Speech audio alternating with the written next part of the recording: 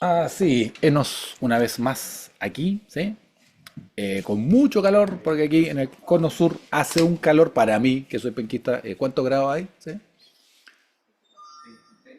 Yo con eso ya me siento asado, probablemente hay 25 entre la sensación térmica y todo, porque aquí hay un par de grados más. Pero definitivamente, caramba que hace calor, de Juan, caramba que hace calor. Así que hoy día, y le voy a pedir un aplauso a los que están presentes para que sepan que no estoy alucinando, que hay gente en vivo. ¿Sí? Tenemos gente en vivo, tenemos gente vía web, siempre se agradece. Con mucho calor, estamos la mayoría en modo verano, ¿sí? Porque como dijo alguien, lo que hace el ritmo de la ciudad, ¿qué es el ritmo de la escuela. ¿Sí? Lo que hace el ritmo de la ciudad es el ritmo de la escuela. Uno dice, no, todo el mundo está de vacaciones. No, no todo el mundo está de vacaciones, pero al menos andamos como en modo verano, ¿no? No hay tacos en las calles o menos, ¿sí? Eh, y hoy día vamos a ver una cosa, ¿sí? Que tiene que ver con la salud pública, tiene que ver con Juan Gabriel. Y alguien diría, ¿qué tiene que ver con Juan Gabriel? Tiene que ver con el Juanga, ¿sí? Con el Juanga. Que muchos dijeron que iba a resucitar, no sé qué habrán hecho eso, ¿no? Y también tiene que ver con, y esto va con mucho amor para personas que, como habíamos comentado antes, sienten que quizás su vida está un poquito, no sé, que todo nos podría pasar, estancada, ¿sí? O que de repente hay cosas que no salen tan bien, ¿sí? Y como dice un autor, a veces la vida no está mal, pero está estancada. Y eso es fome para nosotros los humanos, ¿sí? Así que vamos a ir a una historia, ¿sí? Que pasa en el siglo XIX. Y voy a contar esta historia y voy a contar lo que no pasó. O sea, en algún universo alternativo hubo una chica que probablemente, no probablemente, nació en una familia aristocrática inglesa, ¿sí? Hizo lo que se le pedía, como en Orgullo y Prejuicio, a toda niña aristocrática inglesa.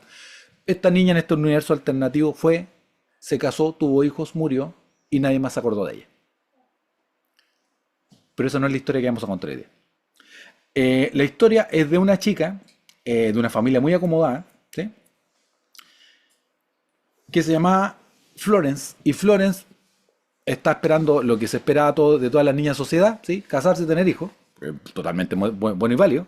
Pero ella siente una llamada divina, ¿sí? Y justo Inglaterra, que estaba en guerra, eran buenos los ingleses para tener guerra, siempre han sido buenos para eso. Están en guerra con Turquía, ¿sí? Para los que les gustan las novelas turcas, está en guerra con Turquía. Y hubo una guerra que se llama la Guerra de Crimea, que fue una guerra extremadamente sangrienta, ¿sí? Muy sangrienta. Y esta chica, siendo de una familia muy acomodada, va y se hace enfermera. Pero en ese tiempo la enfermería ni siquiera le daba para oficio. O sea, la enfermería era casi ser un cuidador. No era mucho más, ¿sí? Y ella se va a esta guerra. La gente, ella cuando llega, ve que la gente agonizaba, las condiciones de salud eran pero impresentables. Y esta chica se llama Florence, pero su apellido es Nightingale, ¿sí? Y Florence Nightingale es la que pasaba todas las noches con una lamparita, viendo quién estaba enfermo, quién no, quién estaba agonizando, quién no. Y si a alguien le suena, Florence Nightingale es la madre de la enfermería moderna.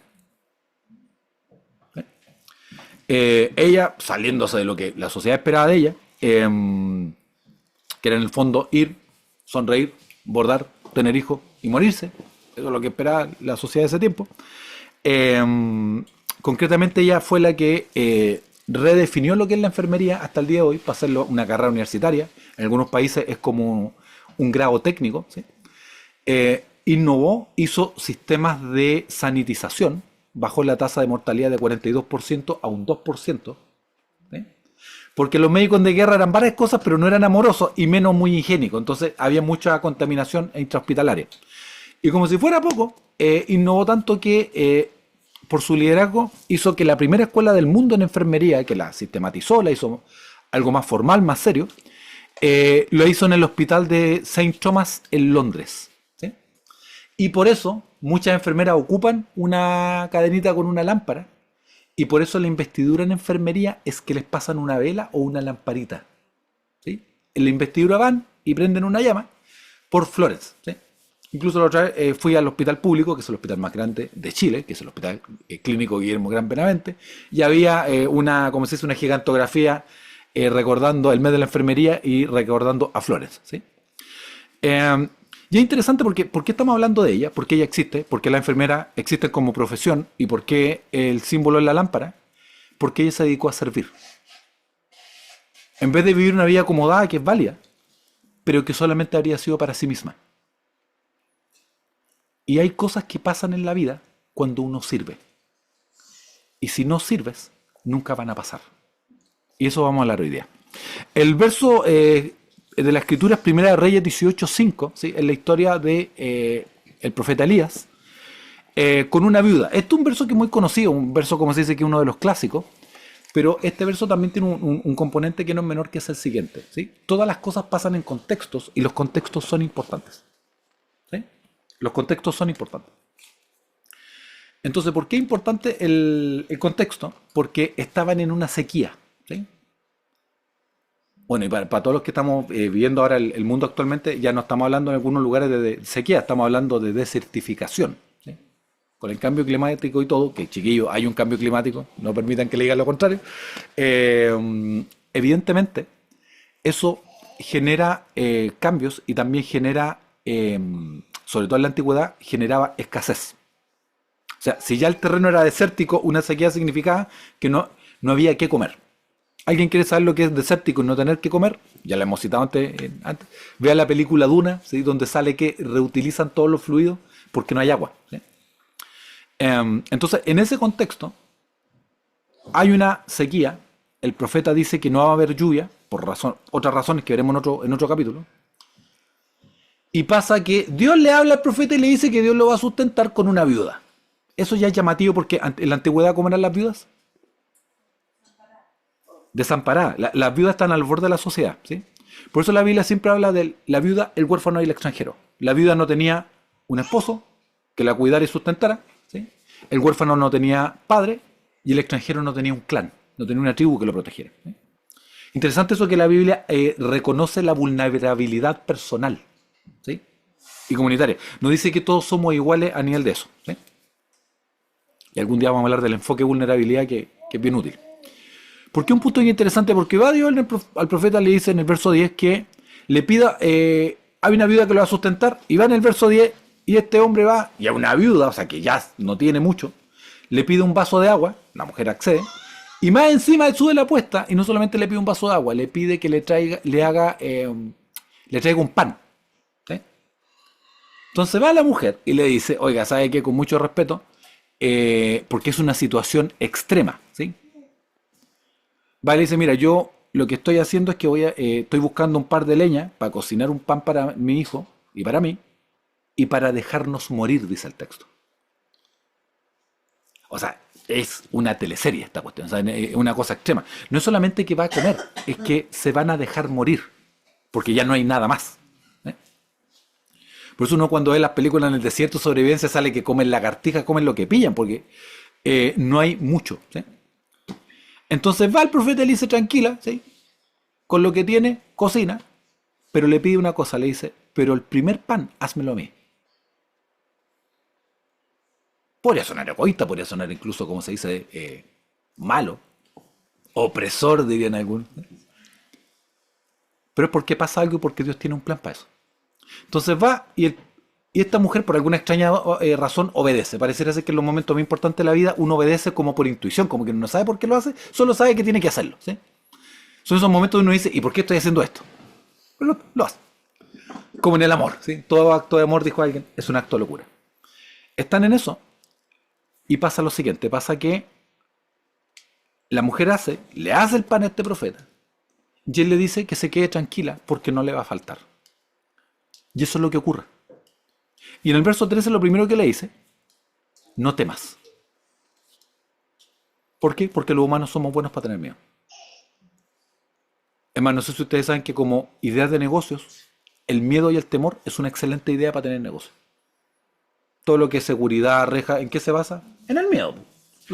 Que algunos hablan de que hay como 5 o 7 ejes para hacer negocios, ¿no? Está la vanidad, está lamentablemente la lujuria, ¿cachai? Siempre un buen negocio, lamentablemente. Y uno de los negocios es también el tema del miedo, la seguridad. Le dice que no tema, ¿sí? Y dice en el verso 15 que ella comió muchos días, o sea, no se le acabó. Pasa algo, dice el texto, que es milagroso, ¿sí? Pero la historia no termina ahí, porque como una historia novelesca, en el verso 15, o sea, más adelante, pasado el verso 15, pasa que el profeta, esta viuda lo sustentaba constantemente, ¿sí? Y después pasa que su hijo muere. El hijo se muere. Y ella va y le dice, oye, pero ¿qué onda? O sea, al final no salvaste la vida, ¿para qué? ¿Para verlo morir un poco después? Y el profeta va y hace todo un procedimiento y el muchacho vuelve a la vida. ¿Para qué les cuento esta historia? Es una buena pregunta. ¿Sí? Puede reírse, no hay ningún problema. Porque pasa lo siguiente. No porque no tenga nada, porque no tiene nada mejor que hacer. Mentira. Lo que pasa es que, al igual que en la historia de Florence, hay cosas en la vida que solo van a ocurrir cuando sirvas a los demás. Y no antes, y sí después. Y quizá pasa que hay mucha gente que tiene problemas en su vida porque no sirve a nadie. ¿Sí? Incluso la otra vez en un libro muy bueno, se sirven solo al mismo, como dice aquí un pequeño asesor que tengo. Un tipo que le pidieron un consejo, que el autor tiene un libro donde también lo dice que el problema que tiene la juventud ahora, ¿por qué tiene tanto problema para encontrar un trabajo, ¿sí? O encontrar satisfacción en el trabajo? Es porque siempre anda buscando su pasión. ¿Sí? ¿Qué le dice las películas? Sigue tu pasión. Y todas esas cosas. Y él dice, no, todo eso está equivocado. Y el tipo, carepalo, dice, uno debería buscar servir a los demás. Y donde sirvas mejor a los demás, siempre te va a ir bien. Un tema que es interesante. Entonces, el servicio quitó la escasez, el servicio quitó la tragedia. Pues se iban a morir y después no se mueren. Y después su hijo fallece y vuelve a la vida por el servicio. El servicio le quitó la mortandad en un tiempo, como había sequía, que la gente se estaba muriendo. ¿Sí? Eso para nosotros es difícil de entender en el contexto moderno, pero sí ha pasado, al menos en los años 90 en algunas zonas de África, de gente que se murió por sequía. O sea, la sequía era tan potente que no había nada que comer. ¿Sí? Entonces, sí. Entonces, ¿por qué un punto que es interesante para nuestra vida? Porque hay cosas que van a ocurrir, cosas que se van a destapar, gente que vas a conocer, bendiciones que van a llegar, quizás negocios, quehaceres, contactos, que solo se van a abrir cuando sirvas a alguien más. Y a veces nos cuesta comprender lo siguiente, que aunque a veces es difícil de admitir, gran parte del tiempo quizá nos servimos solo nosotros mismos. Solo pensamos nosotros. ¿Sí? Solo pensamos nosotros. Hay rankings de los países más o menos centrados en sí mismos. Y los países modernos e industriales son extremadamente, un país del norte no voy a citar, un lugar de la Mancha que no me quiero acordar, es el lugar más egocéntrico de todos los países culturalmente hablando. Es una cultura egocéntrica, ¿sí? También hay un boom de problemas de salud mental, no digo que todo es eso, es un problema multivariado, y creo poder hablar de esto porque sí soy experto en esta área, hay otras áreas que no. Le preguntaron esto a uno de los mayores investigadores del mundo en depresión. ¿Sí? Estaba en una conferencia, un conversatorio y le preguntaron, pregunta muy periodística, ¿qué podría hacer alguien? ¿Cuál sería el consejo que usted le da a alguien que esté deprimido? ¿Qué podría hacer que fuera factible? ¿Sí? O sea, no irse de vacaciones a las Bahamas ni nada por el estilo. Algo simple que pudiera hacer para mejorar su cuadro depresivo. ¿Y sabes lo que dijo el tipo? Lo que dijo esta persona fue, lo que yo haría sería levantarme, salir de mi casa y buscar a alguien y ayudarlo. Eso es lo que le diría que haga. A uno de los mayores investigadores en depresión. ¿Qué tanto servimos a los demás? No es lo mismo que ser servil. ¿Qué tanto servimos a los demás? Y volviendo a la historia del inicio, el impacto de Florence es tal que es el siguiente. Y aquí yo voy a dar una predicción que me puedo equivocar. Con el boom de la inteligencia artificial no es que van a dejar de haber médicos, ¿sí? Pero ya han ocupado, ya han visto que han marcado más alto en empatía, ¿sí? Que un humano. Y diagnósticamente también han sido más asertivos que un humano. En el contexto de urgencia, China ya lanzó un hospital de realidad virtual con IA. ¿Sí? Y allá ellos llegan y prueban las cosas. ¿Por qué lo cito? Porque lo que dicen los expertos es que la profesión del futuro en salud, adivinen cuál es. En la enfermería, más que la medicina. Porque tiene el componente humano de cuidado. Difícilmente le podríamos dar eso a una máquina, ¿sí? Pero lo otro sí lo puede hacer una máquina y ya se está mostrando que lo puede hacer bastante mejor que lo humano. Difícilmente la medicina, no me malentiendan, no soy un profeta del desastre, no digo que se va a acabar, pero probablemente se va a reconfigurar el trabajo por el tema de lo tecnológico, porque si el trabajo solamente es dar un diagnóstico, la máquina lo puede hacer mejor. Y eso lo probaron hace poquito.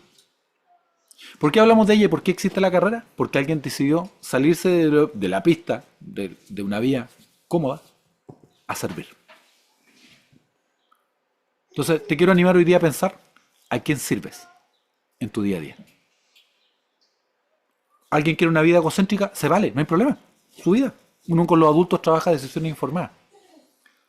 Pero lo que sí deja un legado es a quién servimos. Por eso Jesús habló de servicio. Por eso ahora está en boom el servicio en las empresas, ¿sí? Que algunos, incluso algunos que son más pesados, dicen, las empresas lo hacen malintencionado en el lucro. Es cierto. Pero se dieron cuenta que si tienen buen servicio, hace la diferencia. Ya sé que tú vuelvas a la pega, ¿sí? Sam Walton, el fundador de los Walmart, dijo, yo soy el tipo de cliente que no alega, dice. Soy del tipo de cliente que llega, cuando está yo, me siento, y si no me atiende el mozo, yo no le alego, pero yo no vuelvo nunca más. Por eso él enfatizaba tanto la calidad de servicio en su empresa. Fue uno de los primeros de hablar de no trabajador, él hablaba de colaborador. Después se lo copiaron, el business partners, que en el fondo no es ver al trabajador como un enemigo, sino verlo como un socio. Y que si a ti te va bien, a mí me va bien, y si a mí me va bien, a ti te vaya bien. Así que la gran pregunta es, ¿a quién sirves hoy día? Quizás a nadie, y se vale, ¿sí? Así que, para ir redondeando y agradeciéndole su tiempo, ¿sí? Agradecerle que dentro de todo, tanto en 3D, en persona o digitalmente ocupen y se separen de su tiempo para esto, pensar a quién estás sirviendo. Porque hay cosas en tu vida que van a pasar, hay problemas que se van a acabar, hay aventuras que van a llegar cuando comencemos a servir. ¿Cuántos voluntariados hay disponibles que no tienen gente? ¿Cuántas personas tienen el espacio y no lo hacen? ¿Sí? Y con esto ir redondeando, ¿sí? Estuve en Santiago hace una par de semanas atrás. Me tocó dar un tema, yo no lo pensaba, fui como de parche, para parchar a un amigo ahí que estaba muy cansado. Y hablé del tema de que la vida no se acaba cuando cumple 60 años o 65 años. Que eso era por el sistema industrial que hizo la jubilación. No estoy hablando del tema de previsión, no me malentiendan. Pero que la vida no se acaba ahí, menos ahora. Yo termino de hablar eso. Y se me acercó mucha gente mayor. A mí no me pasaba mucho eso. Siempre mi fuerte eran los jóvenes. Entonces muchos me dieron gracias porque concretamente había un matrimonio que había elegido ser familia de acogida. Y había otros que recién se estaban jubilando. Y que les llegó mucho saber que la pregunta es, ¿quién les dijo que no podían servir porque cumplieron una edad? Quien lo eligió fue el sistema. Porque en ese tiempo la vida activa se acababa ahí. Pero ahora la vida tiene mucho, mucho más tiempo. Y yo les animo a que no dejen de soñar y no dejen de servir. Queridos, esto ha sido otro capítulo. Agradecerles su tiempo y será hasta la próxima. Y un aplauso de la concurrencia para que se sepa que no estoy alucinando, que estoy viendo gente. Gracias y será hasta la próxima. Que Dios los bendiga.